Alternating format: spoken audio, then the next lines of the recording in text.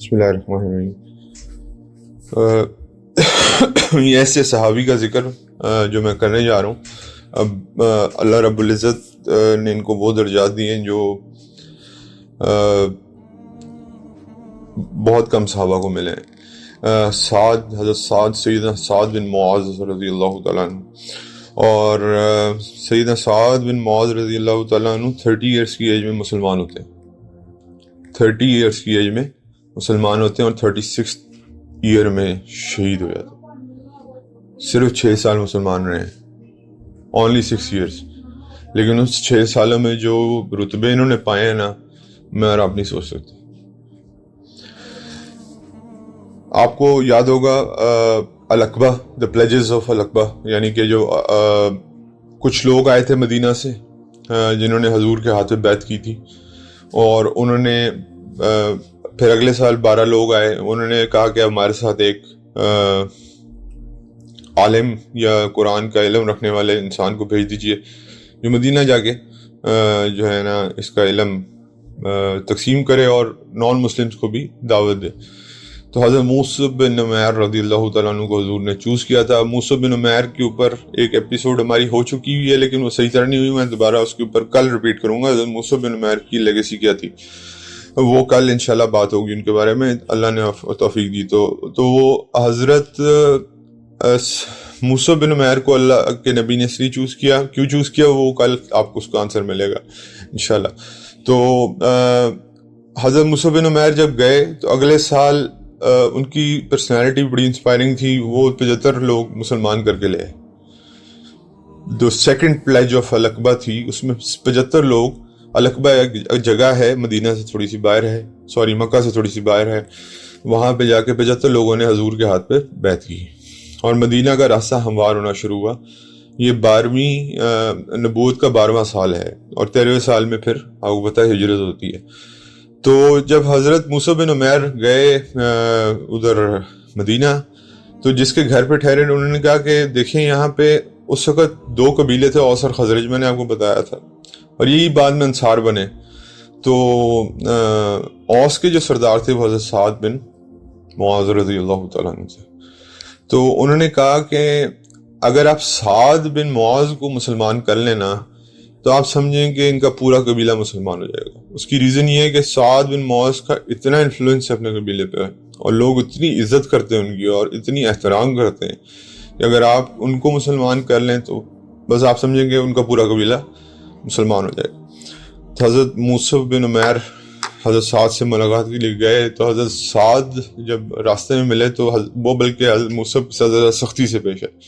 ظاہری بات ہے نیا دین ہمیشہ تھوڑی سی وہ لاتا ہے۔ تو حضرت موسیٰ بن عمیر نے بڑی حکمت سے کہا کہ حضرت آپ سردار ہیں، مجھے یقین ہے اس بات کا کہ آپ سرداروں کی طرح میری بات سنیں گے، بیٹھ جائیے۔ تو حضرت سعد بیٹھ گئے، اور حضرت موسیٰ نے قرآن کی کچھ کلمات ان کے سامنے پڑھے، بس وہی جیسے حضرت عمر کے دل پہ قرآن لگ گیا تھا، حضرت سعد کے دل پہ قرآن لگ گیا، ادھر ہی کھڑے بیٹھے بیٹھے مسلمان ہو، کوئی کوشچننگ نہیں کی، کچھ نہیں کیا۔ حضرت موسیٰ کی ایک سبحان اللہ دعوت دینے کا طریقہ اور ان کی پرسنالٹی بھی بڑی انسپائرنگ تھی، وہ بات ہوگی انشاءاللہ اس پہ بھی۔ تو وہ جو ہے نا حضرت سعد بن معاذ پھر اپنے قبیلے کے اوس کے پاس گئے۔ اچھا، دوسرا تھا خزرج، اس کے جو چیف تھے نا وہ تھے حضرت سعد بن عبادہ، دونوں کا نام سعد تھا، تو وہ بھی ماشاءاللہ بعد میں ان کا بھی پورا قبیلہ، دونوں پھر تو قبیلے انصار بنے تھے۔ تو خیر سعد بن معاذ رضی اللہ تعالیٰ عنہ اپنے قبیلے کے پاس گئے، انہوں نے کہا آج کے بعد سے میں اپنے قبیلے میں کسی سے بات ہی نہیں کروں گا۔ اس قبیلے والے نے پوچھا حضرت کیا ہوا؟ ظاہری بات ہے کتنا انفلوئنشل بندہ ہو اور سردار ہو اس قبیلے کا، وہ پریشان ہو جاتا ہے کہ کیا ہوا ہے کہ ایک دم سے ہم سے ناراض ہو گئے۔ تو انہوں نے کہا کہ میں دین اسلام لے آیا ہوں، جب تک تم میں سے کوئی دین اسلام نہیں لے کے آتا میں تم لوگوں سے بات نہیں کرتا۔ ان سب نے اس بات پہ لبیک کہا، انہوں نے کہا ہمیں کوئی اعتراض نہیں، اگر آپ لے ہیں، آپ ہمارے سردار ہیں، آپ نے کچھ سوچ سمجھ کے اس پہ آمادگی ظاہر کی ہوگی، اپنا جو ہے وہ اوپینین اوکے کیا ہوگا، تو we are all behind you. سارا اوس ماشاءاللہ مسلمان ہو گئے۔ تو پھر حضرت سعد بن معاذ رضی اللہ تعالیٰ عنہ جو ہیں کہ پھر بڑی ابھی 6 سال کا صرف ٹائم پیریڈ ہے. اب اندازہ کیجئے کہ 30 سال میں ایک بندہ مسلمان ہوتا اور 36 میں ہی از مارٹرڈ، شہید ہو جاتا. 6 سال کے اندر جو درجات جو انہوں نے پا لیے وہ میرے خیال سے بڑے بڑے صحابہ کے درجات ہیں. اچھا، ان کو ابو بکر انصار کا ابو بکر بھی کہا جاتا ہے. سیدنا ابو بکر، جیسے حضرت ابو بکر کو بس ایک کال دی گئی تھی نا کہ مسلمان ہو جائیں، ان کو بھی ایک کال پہ ہی مسلمان ہو گئے. تو حضرت سعد نے پھر بدر ان کی دوستی تھی اس سے، یہ جو حضرت بلال رضی اللہ تعالیٰ عنہ کے اوپر ظلم کیا کرتا تھا، میرے ذہن سے نام اس کا نکل رہا ہے، خیر اس کے ساتھ دوستی تھی. تو اکثر مکہ گئے، عمرہ کیا وہاں پہ راستے میں. تو امیہ بن خلف کے پاس اس کے ساتھ دوستی تھی، وہاں گئے. وہاں جا کے کہتے میں نے عمرہ کرنا ہے اور مجھے کوئی ایسا ٹائم بتاؤ جب کوئی مشرک کم ہوتے ہیں جس وقت. تو یہ انہوں نے کہا ٹھیک ہے. اب کیونکہ بزنس ٹرپ چلتا تھا ان کا سیریا، تو امیہ بن خلف کی بھی مجبوری تھی کہ اگر ہم نے نہ بنا کے رکھی ان کے ساتھ، آلدو یہ وہ لوگ ہیں جنہوں نے حضور صلی اللہ علیہ وسلم کو پناہ دی ہے، لیکن اگر ہم نے نہ بنا کے رکھی تو مدینہ راستے میں پڑتا ہے، سیریا کا ٹرپ ہمارا جو ہے نا وہ تباہ ہو جائے گا. تو راستے میں نا ابھی دونوں جا رہے تھے تو ابو جہل آیا. ابو جہل نے کہا کہ یہ کون ہے؟ انہوں نے امیہ بن خلف نے بتایا کہ یہ سعد ہیں. تو اس نے آگے سے بکواس کی اور جیسے اس کی عادت تھی اس نے کہا کہ تم وہ لوگ ہو جنہوں نے ہمارے دشمنوں کو پناہ دی بھی، نعوذ باللہ. تو اگر امیہ تمہارے ساتھ نہ ہوتا تو میں تمہیں قتل کر دیتا. تو سعد آگے سے بول پڑے کہ یہ اگر میرے ساتھ نہ ہوتا تو میں تمہیں قتل کر دیتا.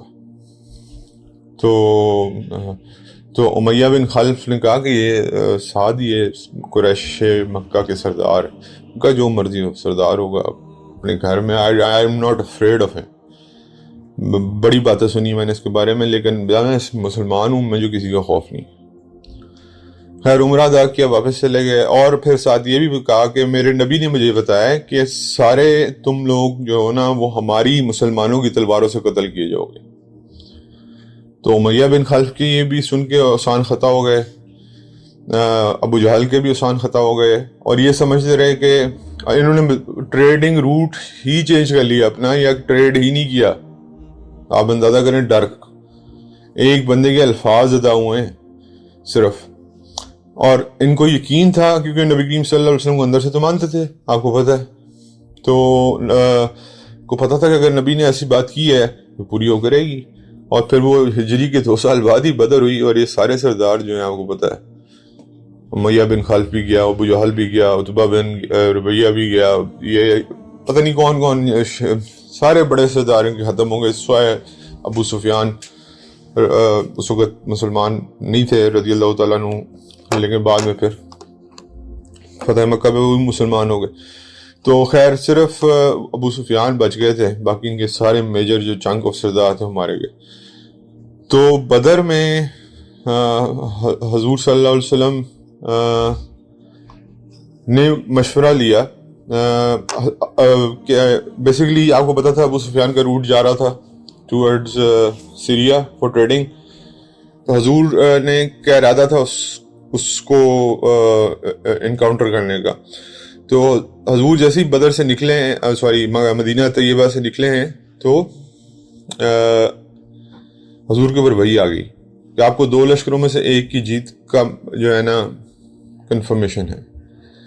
اب دوسرا لشکر کون لے کے نکلا تھا وہاں سے، ابو جہل یا ابو سفیان. تو حضور صلی اللہ علیہ وسلم نے مشورہ کیا صحابہ سے کہ کیا کون سے لشکر کو ٹیک آن کریں. حضرت ابوبکر صدیق اکبر کھڑے ہوئے، انہوں نے کہا کہ اپنی رائے دی مشورے میں. حضرت عمر فاروق نے اپنی رائے دی. حضور نے کہا اور مشورے چاہیے، مجھے اور مشورے چاہیے. بیسیکلی حضور دیکھ رہے تھے کہ ابھی صرف مہاجرین کی طرف سے مشورے آ رہے ہیں. حضرت سعد کو سمجھ آ گئی کہ حضرت سعد بن معاذ رضی اللہ عنہ کو کہ حضور چاہ رہے ہیں کہ انصار کی طرف سے کوئی مشورہ آئے. تو کیونکہ ان کے ساتھ بھائی چارہ تو بہت تھا، لیکن جنگ میں کبھی بات چیت نہیں ہوئی تھی کہ جنگ کے اندر کیا ساتھ ہوگا. تو حضرت سعد کھڑے ہوئے. حضرت سعد کہتے ہیں کہ میں یہ نبی کریم صلی اللہ علیہ وسلم کا کہ مجھے یہ لگتا ہے کہ آپ ہم سے مشورہ مانگ رہے ہیں. تو نبی کریم صلی اللہ علیہ وسلم مسکرائے.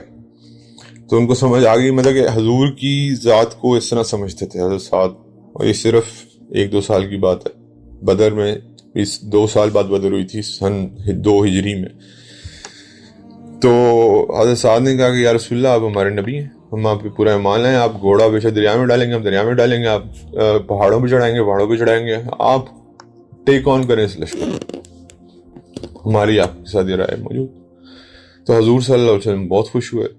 ان کا انصار اس کا مطلب ہے پوری طور پہ، یعنی کہ جنگی لحاظ سے بھی، ہر لحاظ سے ہمارے ساتھ. خیر بدر ہوئی. بدر میں پھر آپ کو پتا ہے وہ سارا کیا ہوا. پھر احد میں بھی اسی طرح ہوا کہ حضور صلی اللہ علیہ وسلم نے مشورہ کیا کہ کیا ہمیں یہ جنگ باہر جا کے لڑنی چاہیے یا مدینہ میں، کیونکہ لشکر بڑا آ رہا تھا 3000 کا. تو حضور صلی اللہ علیہ، جو نوجوان صحابہ تھے نا وہ بہت ذرا جوشیلے ہوتے ہیں، نوجوان جوشیلے ہوتے ہیں. تو انہوں نے حضور کو کنونس کر لیا کہ باہر جا کے احد پہ لڑیں گے ان کی ایسی کی تیسی. تو حضرت سعد اس وقت بھی سمجھ گئے. حضرت سعد نے کہا کہ حضور نے کہا اوکے، مشورہ مان لیا. حضور چلے گئے اپنا آپ بیٹل آرمر پہننے. اور پھر واپس جب آئے تو حضرت سعد نے ان نوجوانوں کو کہا کہ بیٹا آپ لوگوں نے نا حضور کو پریشرائز کیا اس چیز کے اوپر. تو حضور نے آپ کی بات مان لی ہے، لیکن یہ نہیں کرنا چاہیے تھا. ایک دفعہ ٹھنڈے دماغ سے سب کی بات سن لینی چاہیے تھی. اگر حضور کی خواہش تھی مدینہ کے اندر لڑنے کی تو ان کی بات کو ویٹیج دینی چاہیے تھی. تو لیکن وہ جو صحابی تھے، ینگ صحابی تھے، ان کی بھی ایک جوشیلا انداز تھا. ان کی بھی ایک محبت تھی کہ دین کے ساتھ کہ باہر جا کے لڑے. ایسی کی تحسین کو انہوں نے بدر میں بھی ہم نے ان کو باہر جا کے مارا تھا، اب پھر ماریں گے. تو حضور اتنی دیر میں بیٹل آرمر پہن کے آ گئے. تو حضرت سعد نے کہا کہ آپ یا رسول اللہ جو آپ کا حکم ہے اس کے اوپر ہم چلیں گے. تو پھر حضور نے کہا کہ نہیں، جب نبی بیٹل آرمر پہن لیتا ہے تو پھر وہ اتارتا نہیں ہے جب تک وہ جنگ لڑ نہ لے. تو جو ڈسین ہو گیا ہو گیا، let's go outside fight at Ahad. پھر احد کی جنگ آپ کے سامنے ہے. پھر اس کے بعد خندق آئی. یہاں حضرت سعد جو ہیں بیسکلی یہاں ان کا سب سے امپورٹنٹ رول اور سب سے بڑی بہادری جو حضرت سعد بن معاذ رضی اللہ تعالیٰ عنہ نے دکھائی وہ خندق تھی. بنو غفتان ایک ٹرائب تھی جو 10,000-12,000 کا لشکر جس نے ٹیک اوور کر لیا تھا مدینہ کو ہر طرف سے. اس میں بنو غفتان ایک ٹرائب تھی. تو بنو غفتان کو نبی کریم صلی اللہ علیہ وسلم نے کہا، ان کے جنگجو بڑے مشہور تھے. تو حضور نے کہا کہ اتنی بڑی یہ فوج ہے تو ان سے نہ نیگوشیٹ کیا کہ تم لوگ ایسا کرو کہ تم لوگ چلے جاؤ، مدینہ کی 1/3 پیداوار تمہیں دے دیں گے. تو وہ مان گئے. انہوں نے پہلے 50% کی ڈیمانڈ کی. حضرت سعد بن معاذ نے کہا کہ یا رسول اللہ یہ بنو غفتان چاہے جتنے مرضی جنگجو ہوں نا، ان کو ہم گٹھلی تک نہیں دیتے. جب یہ ہمارے پاس آتے تھے کھجور تو دور کی بات ہے، کچھ نہیں دینا ان کو. کہاں آئے یہ ہماری تلوار سے نہیں بچیں گے، ان کو آنے دیں. تو حضور نے کہا ٹھیک ہے. حضور نے جب کانفیڈنس دیکھا اپنے صحابہ کا تو انہوں نے کہا اوکے. اب یہ یاد رکھیے گا مسلمان 3,000 تھے جس میں بچے اور خواتین شامل ہیں، صرف مجاہدین کی بات نہیں کر رہا میں. اور 12,000 کا محاصرہ ہے. اور پھر اس میں ایک اور جو یہودیوں نے جو ایز یوزول دغا بازی کی بنو قریظہ نے، تو وہ پیچھے سے بھی انسیف ہو گیا مدینہ. لیکن خیر حضرت سعد بن معاذ کھڑے رہے خندق کے پاس. تو ایک وہاں سے مشرک نے تیر مارا ان کے نا، سیدھا جا کے لگا ادھر بازو، اور وہ لگا ہے سیدھا آرٹری پہ جا کے. تو آرٹری سے آپ کو پتہ جب خون یا وین جو بھی خون نکلتا ہے تو پھر رکتا نہیں ہے. تو حضرت سعد بن معاذ کو وہاں پہ جو ہے نا تھوڑی سی وہ زخمی حالت میں چلے گئے. اور حضور صلی اللہ علیہ وسلم کی اسپیشل انسٹرکشنز تھیں کہ سعد کا خاص خیال رکھا جائے. 2 لوگ یا 3 لوگ ڈپیوٹڈ تھے حضرت سعد بن معاذ رضی اللہ تعالیٰ عنہ کی، جو ان کا صبح شام خیال رکھتے تھے. خیر خندق ختم ہو گئی، یہ ان کو جانا پڑا. اللہ تعالیٰ نے ہوا بھیجی ٹھنڈی. آپ کو پتہ ہی ہے خندق کا کیا خاتمہ ہوا, مشرکین کو جانا پڑا ایونچولی اتنی دیر سیج کر کے. حضرت سعد کی 3 خواہشات تھیں. حضرت سعد نے 3 دعائیں مانگی تھی اللہ سے. ایک دعا یہ تھی کہ اللہ کہ اگر قریش سے ایک اور جنگ باقی ہے تو مجھے زندہ رکھ, ورنہ مجھے شہادت دے دے. ابھی قریش کے ساتھ آخری جنگ تھی. حضور نے فرما دیا تھا کہ اب اس کے بعد قریش ہم سے جنگ نہیں کریں گے, اب ہم ان پہ حاوی آئیں گے. اور دوسری چیز جو حضرت سعد نے تھا کہ میری آنکھوں کو ٹھنڈک چاہیے بنو قریظہ کا بدلہ دیکھ کے. اچھا, جو اوس جو قبیلہ تھا نا, اس کا بنو قریظہ کے ساتھ اچھے تعلقات تھے بیفور ہجرہ. تو یہ جو ہے نا حضرت سعد بن ابی وقاص حضرت سعد بن معاذ رضی اللہ تعالیٰ انہوں نے کہا کہ بنو قریظہ کا سیج کر لی جا کے. آپ کو پتہ ہے خیبر میں کیا ہوا. تو انہوں نے کہا کہ ٹھیک ہے اب ہم صرف ایک بندے کا فیصلہ مانیں گے. یہ سمجھے کہ حضرت سعد ابھی تک اوس کے سردار ہیں, یہ ہماری فیور کریں گے. حضرت سعد نے کہا کہ خزرج یہ بنو قریظہ کے سارے مردوں کو قتل کر دیں اور ان کی عورتوں کو جو ہیں وہ باندی بنائیں اور ان کے بچوں کو گرفتار کریں, کیونکہ انہوں نے جنگ کے اندر مسلمانوں کو دھوکہ دیا. تو وہ یہ ایکسپیکٹ ہی نہیں کر رہے تھے کہ حضرت سعد یہ فیصلہ سنا دیں گے. وہ تو یہ ایکسپیکٹ کرتے کہ اوس کے قبیلے کے سردار تو ہمارے دوست ہوا کرتے تھے. جان کے انہوں نے یہودیوں نے ان کا نام لیا تھا, لیکن ان کو یہ نہیں پتا تھا کہ حضرت سعد اتنا ٹرانسفارم ہو چکے تھے. تو اللہ تعالیٰ نے ان کی یہ دعا بھی قبول فرمائی کہ ان کی آنکھوں کو ان کی زندگی میں ٹھنڈک دی. اور پھر وہ جو دعا ہے شہادت کی, الٹیمیٹلی حضور نبی کریم صلی اللہ علیہ وسلم نے ان کے خود بھی بہت دھیان رکھا ان کے زخم کا. عیادت پہ صبح شام جایا کرتے تھے. حضور کے لیے بہت محبوب تھے حضرت سعد بن معاذ رضی اللہ عنہ, بہت محبوب تھے. تو لیکن ایک دن ایسا ہوا کہ وہ زخم پھٹ گیا دوبارہ اور وہ خون بہنا شروع ہوا. وہ خون اتنی دور تک بہتا گیا کہ ایک یا 2 صحابی پریشان ہو کہ اتنا خون کہاں سے آ رہا ہے. وہ اس کو فالو جب کرتے گئے تو وہ پہنچے تو حضرت سعد بن معاذ کے گھر سے آ رہا تھا. اتنا خون بہ گیا ہوا تھا. تو شہید ہو گئے ڈیو ٹو دا ایکسیس جو بلڈ لاس تھا ان کا. اس وجہ سے شہادت کی دعا بھی اللہ نے پوری کر دی. اور یہ 6 سالوں کے اندر ہوا ہے سب کچھ. یہ میں آپ کو بتا رہا ہوں. یہ اور جب ان کا جنازہ اٹھایا گیا نا, اٹ واز سو لائٹ کہ منافقین نے نا مذاق اڑایا ان کا.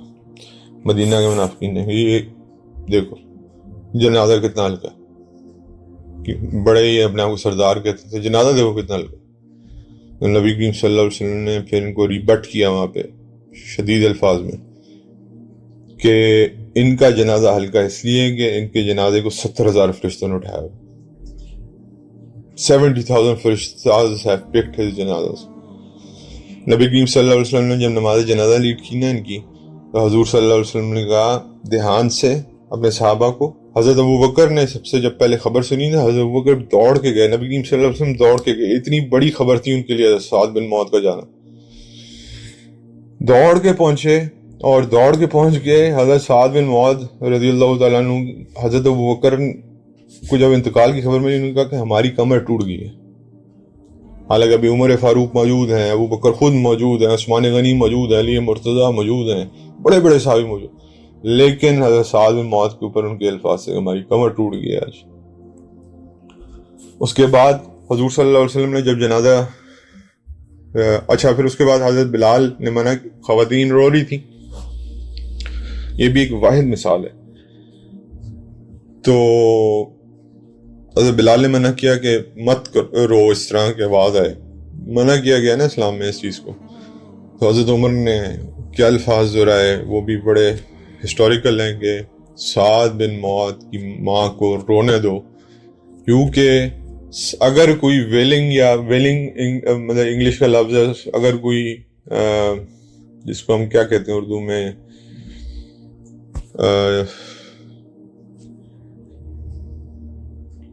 مطلب کہ اگر کوئی افسوس کا مقام ہے, مجھے وہ لفظ نہیں یاد آ رہا ایگزیکٹلی, اگر کوئی افسوس کا مقام ہے وہ صرف سعد کے لیے رونا اس طرح جائز ہے.